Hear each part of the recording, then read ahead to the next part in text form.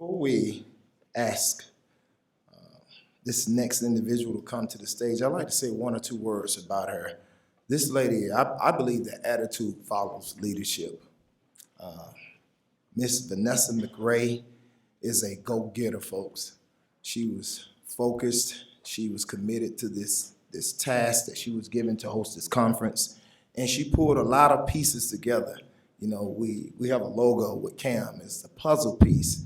We're putting pieces together so that you can have a pellucid view of what the image is we want people to see. And I want to thank Miss Vanessa McRae for having a pellucid view of how to pull programs together and how to integrate what we're doing in the middle schools and in the high schools. So I'd like for Miss Vanessa McRae to come down, and as she's coming down to for the acknowledgement of the Undergraduate Research Steering Committee and other acknowledgments, I'd like for us to give her a round of applause this morning.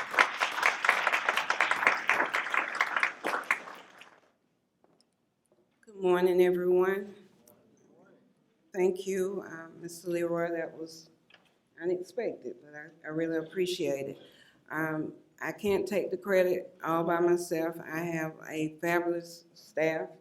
I have 2 student assistants and an admin who work very, very hard. Then, of course, we collaborated with Cam, and Mr. Leroy and his staff have helped us all the way through, as well as our planning committee. I'm not going to call everyone's name, but I do want to say thank you for all the help that you gave and all the contributions and many other programs on the campus that contribute to helping us be able to fill the bags. Next, I want to say thank you to our students, our researchers. They're the best. They work hard. I've seen them work diligently to accomplish their research studies. And so I just want to say thank you, and I'm very proud of you. And thank you to our faculty mentors who's been right there with them, guiding them and helping them to grow into scholars as they are. I want to thank the middle schools, students for coming, the high school students, and all of our guests, and especially for our guest speaker. I'm excited to hear what you have to share with us, Mr. Doxley. I'm actually up here now. I want to thank Mrs. Leggett as well. Title III, we wouldn't even be a program if it wasn't for her and all of her support. Dr. OJ, Dr. Rinsford, and I'm up here really to thank my steering committee. We have a group of fabulous faculty and staff who are part of the steering committee. And I don't see all of them in, but the ones that are in, if you would just stand so that we can acknowledge you today.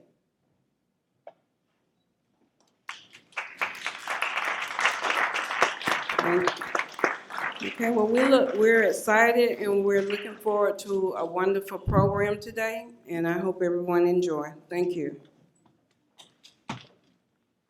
Thank you. Folks, this is an easy task according to our printed program. I've been charged with introducing our speaker. Well, our speaker, young people, and I hope you young people pay attention because this is important. Our speaker comes from a family of 9. He's in the middle of the pack, so that makes him about the 5th born child. He's from College Park, Georgia. He matriculated here at Albany State University, where he received his undergraduate degree in mathematics. And like Ms. Leggett alluded to in her presentation, because he was such a sharp pencil in the box, folks, he was sharp. He was on time, he showed up, and he was dressed ready to play. And he put on his thinking cap every time he attended these concentrated walls here at Albany State University.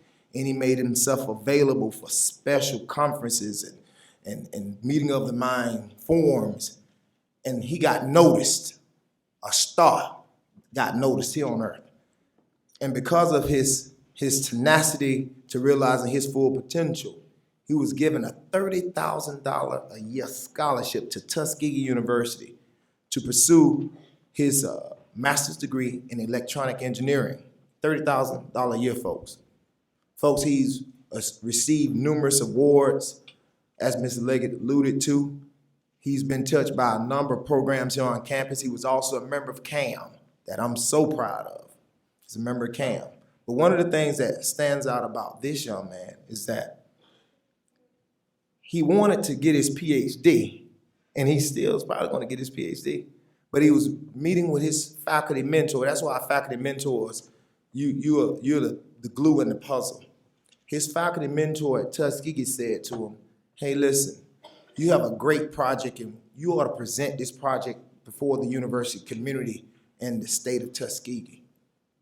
Now, little did he know at this conference when he presented his paper, folks, that the professor called NASA to the forum, to this particular conference. And he presented his paper so well that all the hosts in heaven and earth paused to say, here's a great scientist that's on his way from Earth. He's going to the stars, folks. And I'm so happy that he's graced our campus with his presence. Just to give you guys an overview of some of his achievements. He's a member of the Institute of Electric Engineering. He's a member of Alpha Kappa Mu Honor Society. He's a former member of the 100 Black Men of Atlanta, Georgia Metro Chapter. In addition, he's received other awards, which include the Tri-City Community College Technical Excellence Award at the Black Caucus in 2014, the Federal Executive Board Wings of Excellence Award in 2012, the National Technical Association Prince Award in 2012, the Black Engineer of the Year Modern Day Technology Leader Award, the Northeast Ohio First Robotics, folks, Robotics Alliance Coach/Mentor Award in 2012, and Special Achievement Group Award in 2011. Also, he was noted as recently in February 2014 as one of the most promising scientists in government at the Black Engineer of the Year Award. Folks, please put your hands together for our keynote speaker, Mr. Charles Doxley.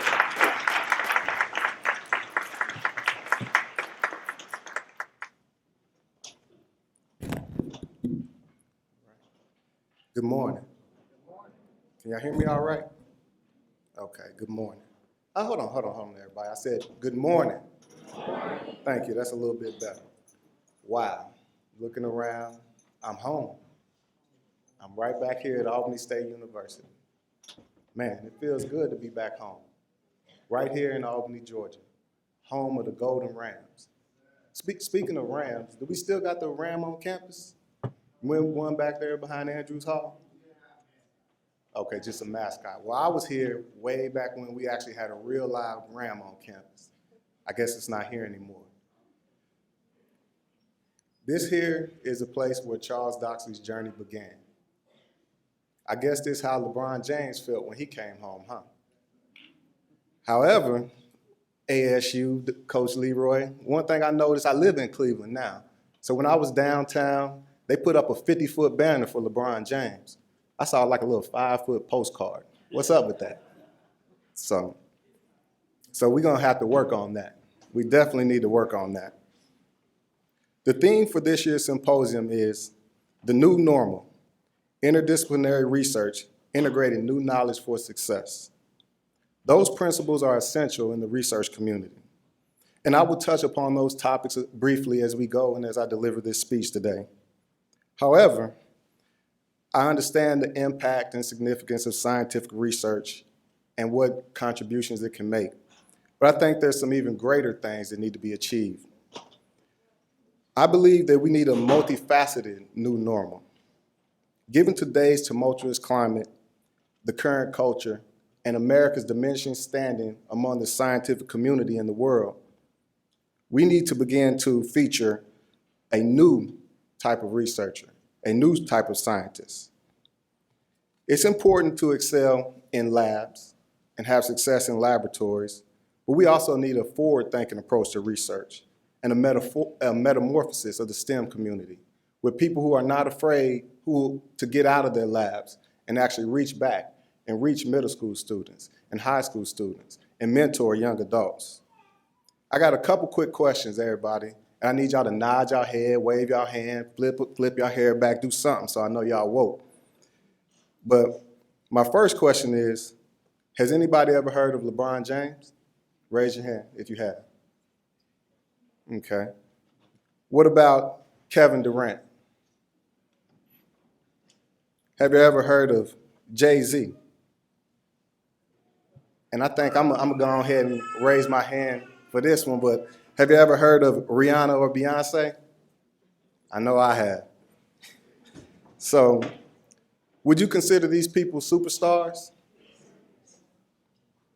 Of course you would. The reason you feel they're superstars is because they displayed a capacity to demonstrate a prowess or aptitude that is unmatched by others in their profession. That is what gives them the distinction and the status of being a superstar. However, let me tell you of a couple other superstars that I know. But first, let me see if you guys know them as well. Y'all can raise your hand if y'all do. Have you ever heard of Dr. Marion Rogers? No, nobody. How about Dr. Anthony Ngoma? Still? Oh. All right, I'm gonna talk to you after this. Ask you a couple questions about him. How about Dr. Isaiah Blankston? Gerald Spivey? How about Stephanie Hill? Not your cousin, Stephanie. I'm talking about Stephanie from Lockheed Martin. So the individuals I just named are also superstars. They're superstars in their field of technology.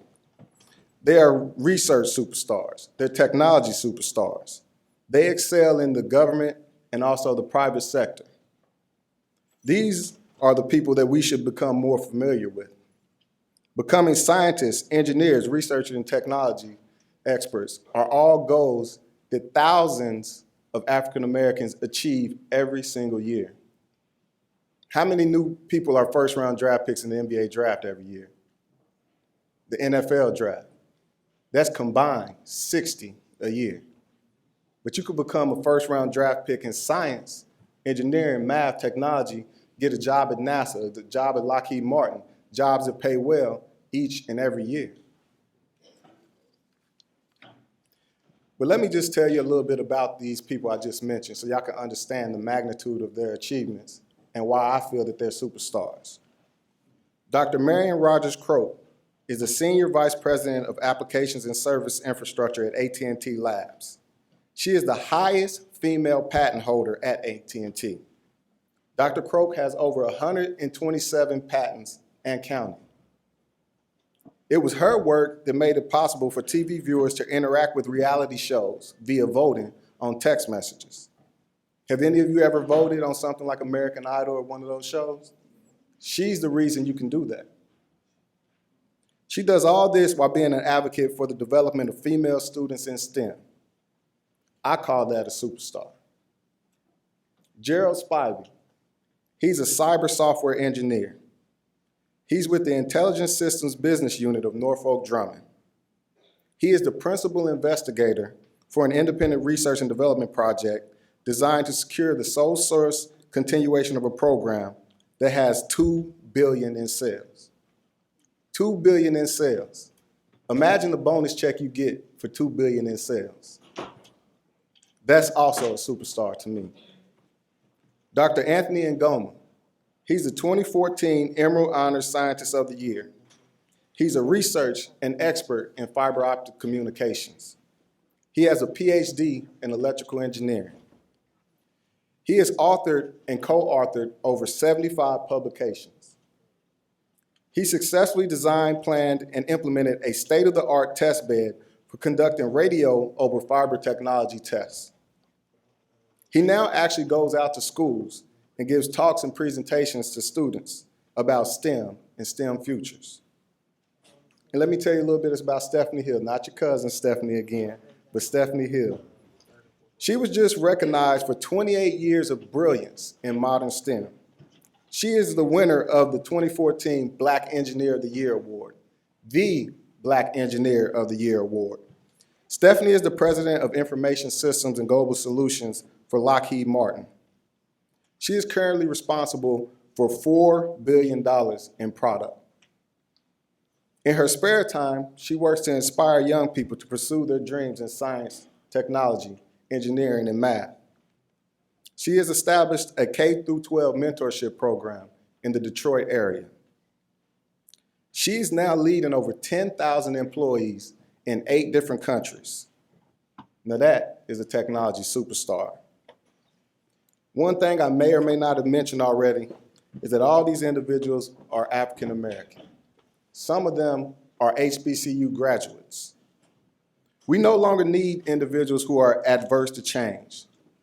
We need to have a modular research environment, integrating numerous fields of research and study, so we can create new businesses and products of the future. But we can also no longer flourish where we have a researcher who just bunkered down in the lab with no contact to the outside world. We need scientists and researchers who interact with one another, who share their work, who brainstorm to find new innovative and creative approaches that produce faster results and solutions. And we also need people who are willing to go out and share that knowledge and let people know why their product has an impact. Share and inspire that knowledge in their work with not just their research community, but also the local community, so they can understand the significance of the work that they're doing. I mean, I have some experience with researchers. When I first got to NASA, I came up, I was all excited first day. You know, I'd ate a honey bun for breakfast that day too. So I came and I went in and I asked a researcher a question like, what exactly do you do? He ran back, went over to the corner, he looked at me sideways. You would have thought I asked him for his social security number or his bank account password. But he didn't want to share with me the actual work he's doing because he looked at me as a threat or someone who may possibly steal his work or somehow mess with where he fits in his research community. But we can no longer have that. And recently, NASA kind of started to change those things. In my job, we are planning an emphasis on collaboration and collaborative thinking. The center is building a new research facility.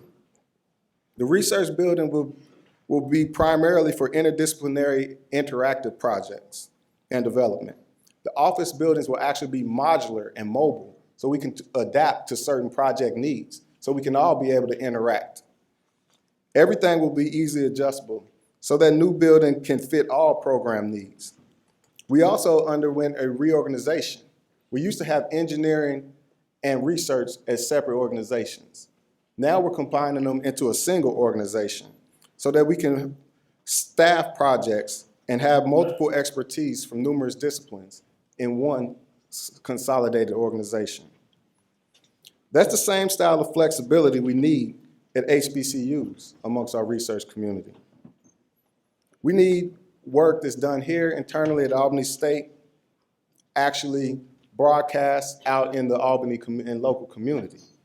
We need to let the people of Albany know the good in the work that's being done right here at Albany State, so they can be inspired to become the next generation of scientists and engineers. This kind of reminds me of a time back in the day when I used to go to the weight room. Y'all ain't got to laugh. I did. Yeah, I did. I used to go to the weight room. And when I would sit down on the bench, I'd put a couple weights on each side. You know, I lift up the bar, 1, you know, that's my first rep. Go again, 2, that's my second rep. Then I pump out 5, 6, 7, 10 more maybe because it's me. And when my arms would get tired, there would be somebody standing above me, sometimes Coach Leroy, and they would grab the bar. And then they would help pull it up. As I'm struggling, they would continue lifting that bar up until we was able to get it back on the rack. That's the type of helping mentality we need to adopt right here at HBCUs, within our research community and within our local community. We have to reach back and we have to help the children understand the significance of their future and the importance of fields in science and engineering. We need that collaboration. We need mentoring. We need networking. We need people who are willing to reach back and spot others and help them reach the heights that they can reach. During my transition from student to professional, as I've stated before, my journey began right here at ASU.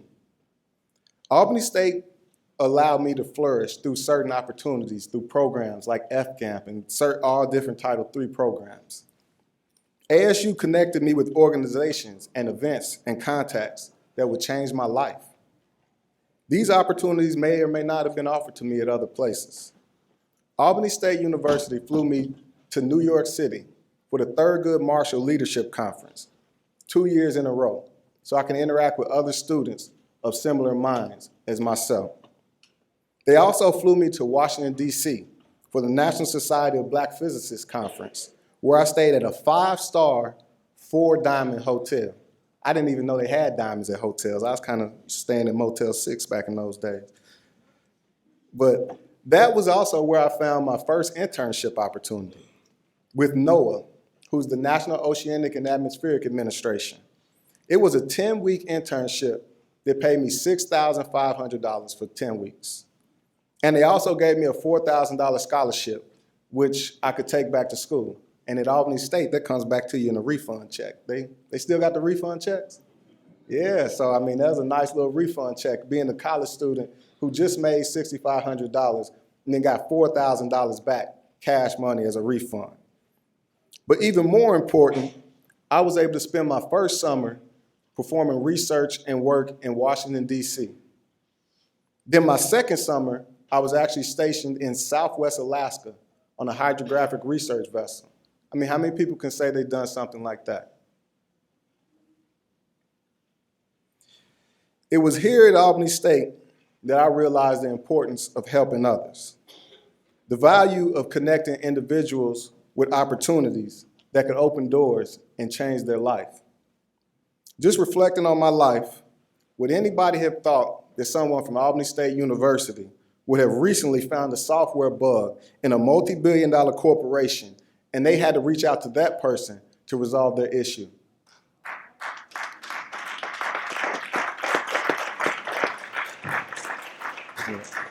That same person from Albany State University will become one of the rising engineers and scientists at NASA Glenn Research Center. That is not something that I envisioned that day Robert Newton and Madam Portia Holmes Shields came to College Park, Georgia, to North Clayton High School and asked us all, who runs this show? Now in 2014, I was recently recognized as the most promising scientist in government at the Black Engineer of the Year Awards. In a room with graduates from Harvard, from Yale, from MIT, from Georgia Tech, and from Stanford, an Albany State University student was honored as the best. That's something major to me. And the good thing is that can be you. That can be you. That can be any of us in this room who just dedicate their time and focus and have a vision. See, I have a vision for the next generation of scientists and engineers. I believe that people in this room will start accepting the challenge of becoming technology superstars, that they will become the transcendent agents of change that will lead to a more dynamic economy and a return of America to true prominence. In order to create the engineer of the future, we have to have a cultural change. It has to start with people embracing this philosophy.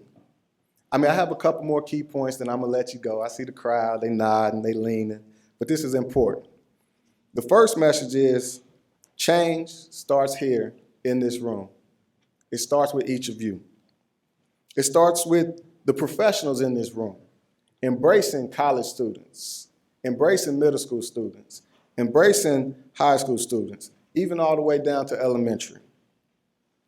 We have to show them what an engineer looks like, what a doctor looks like, what a professor looks like, what a researcher looks like. Our lab cannot be our first and final destination on a daily basis. It is also up to the students in this room to embrace the levels of success that you can reach in technology fields. It is fine to have multiple role models and a vision for your future that may include other endeavors. However, I challenge you to find a role model also in the science fields, in the technology fields, so you can have dual aspirations in case one of your dreams don't pan out. There are superstars in science. There are superstars in engineering.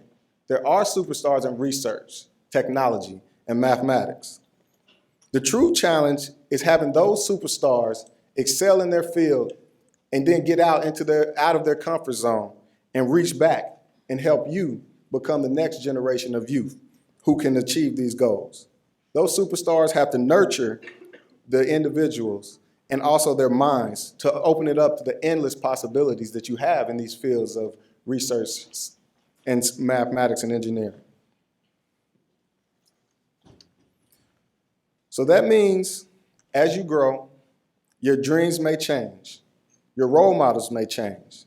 So why not position yourself now with many dreams and multiple aspirations? Things like that seem logical, right? Very logical. In math and physics, engineering, they teach courses in logic. However, I've learned in life, everything doesn't follow logic. Just think about this. When the batteries on your remote die, why do you press harder on the remote to try to change the TV? But you sitting there pressing harder like you're gonna make something change.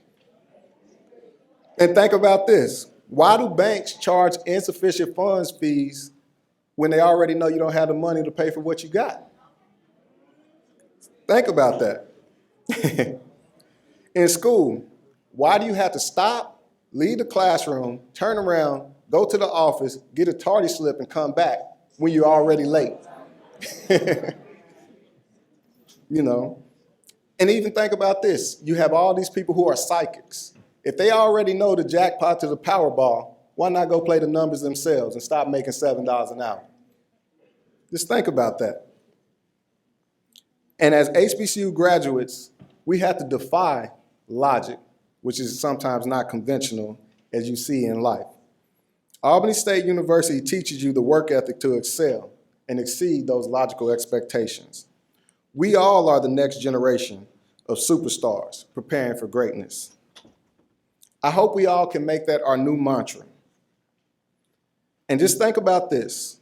According to the laws of physics, the bumblebee should not be able to fly. Based on the aerodynamics and anatomical structure of the body, the bumblebee should not be able to support its massive body in flight, especially with their small wings. Yet a bumblebee is still able to fly. Do y'all want to know why? Because a bumblebee didn't take physics. But so that bumblebee spreads its wings and it flaps hard as it can and works harder than any other creature in nature just to support its body, and it's able to fly around every day. Our challenge is to create a new normal. We must begin to have interdisciplinary interaction amongst the research community. However, those same researchers, scientists, and engineers have to integrate into the actual community. They can help the common man understand the significance of their efforts. They can also engage the youth and teach them and show them that true success can be achieved in these fields. We need to learn the impact that Charles Doxley, Julian Earls, and Charlie Bolden have in society. Charlie Bolden is actually the first African-American administrator over all the NASAs, all 10 NASA centers across the United States of America. He's in charge of a $30 billion budget, but we've never heard his name. But he plays such a key role in our society. As I end, I'd like to kind of take you back to the beginning. But first, I'd like to show you a short little video.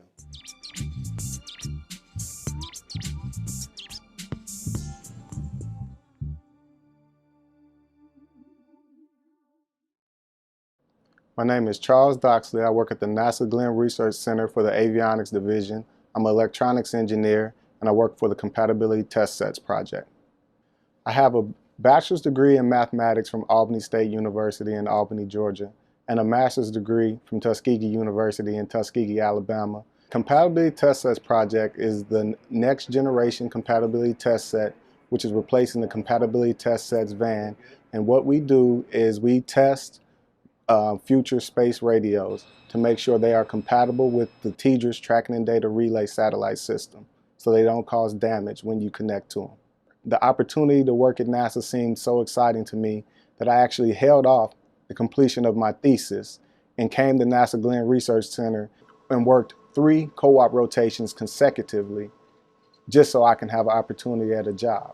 And once I was done with my co-ops, I was hired on directly after I went back to Tuskegee for 2 weeks and presented my master's thesis. I think Black History Month is extremely important. One of the most important things about the current state of Black History Month is just learning about our heritage and what we've come from and the struggles that African Americans have been through to get to the point that they are today. To now understand that anything is possible. We see African American presidents, President Barack Obama. We see African American Super Bowl champions, Russell Wilson. So now the goal in the African American community and about just Black history in general should be understanding that anything is possible, but how can we make things more probable? We need more youth involved in STEM in general, science, technology, engineering, and mathematics, whether they're Black, white, Asian, Latino, Native American. Currently in America, we're in the technology age. So if we want to continue to grow and be one of the leading nations in the world, we have to invest in STEM and our young people in STEM so we can continue to grow as a country and a nation. So as I wrap up, I'd like to just tell you something, just share a story with you. So growing up in my community in College Park, we didn't really know a lot of scientists, engineers, and mathematicians. We knew a lot of other people who did a lot of other things, but we didn't know those. So when someone told me I'd make a great engineer, I didn't understand what he meant. It didn't make sense to me. So in order to decide my future, I grabbed a salary sheet. The first thing on the list was nuclear engineering. I thought, whoa, that sounded a little bit dangerous. Next was chemical engineering. That still sounded a little bit too dangerous.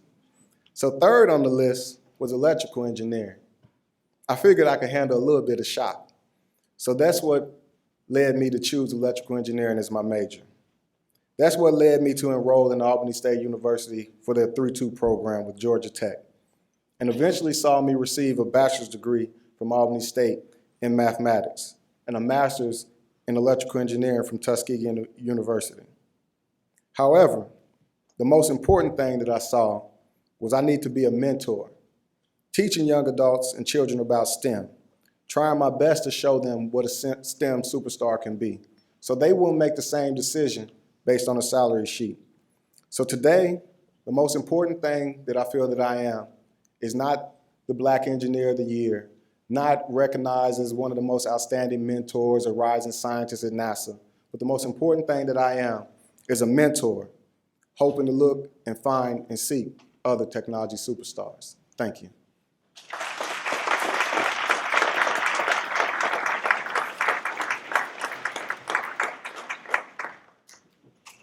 Folks, I think we can do a little bit better than that. Let's give it up for Charles again. Great presentation. And we will need Charles to come back to the stage with Miss Vanessa.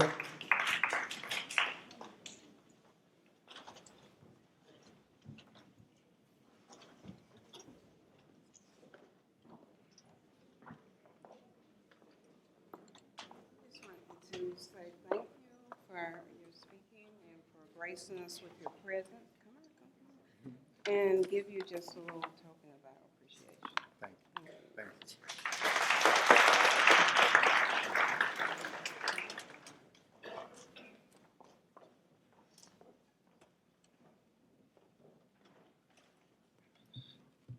Tell you how time is a universal constant. I can remember spotting Charles in the weight room, and now I probably need Charles to spot me in the weight room.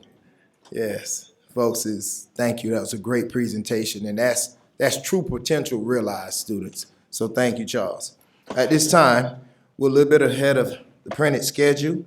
It's not what you say, folks. It's not how much you say, it's what you say. And he hit the point, hit the nail on the head with a lot of key points. One of the things I like to recapitulate real quick before we go into our intermission, he said, change starts here and now. Those are some key things that you need to cement in your heads. Change starts here. You determine your level of success based off the commitment you're buying into your future. Defy logic, the bumblebee example, perfect. And anything is possible. And see, where I come from, our rich history and heritage here at Albany State University, we founded as Albany Bible Manual Training Institute. Folks, we just didn't believe things were possible. We prayed things possible. So folks, you're at a concentrated institution of higher learning. So we defy logic, we believe things are possible, and we see things as though we want them to appear.